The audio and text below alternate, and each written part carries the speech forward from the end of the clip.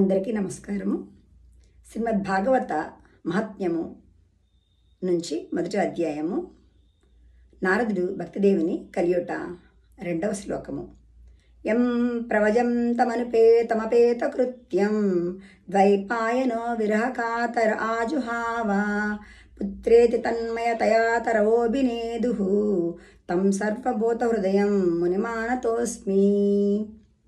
సకల ప్రాణుల యొక్క ఆత్మస్వరూపుడైన సమస్త కర్మలకు అతీతుడైన శ్రీ సుఖదేవుడు సర్వమును విడిచిపెట్టి వెళ్ళిపోవచుండగా చూచిన వేదవ్యాసుడు కుమారుని ఎడబాటుకు తట్టుకొనలేక పుత్ర పుత్ర అని ఎలుగెత్తి పిలువసాగెను.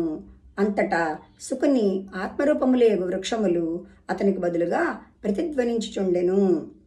అట్టి మునియగు శ్రీ సుఖమహాత్మనకు నేను నమస్కరించుచున్నాను.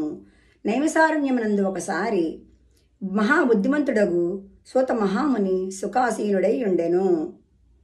అప్పుడు భగవత్కథామృతము యొక్క రసమును పానము చేయుటలో గొప్ప నేర్పరి అయిన సౌనకుడు సూత మునికి నమస్కరించి ఇట్లు ప్రశ్నించెను. ధన్యవాదములు.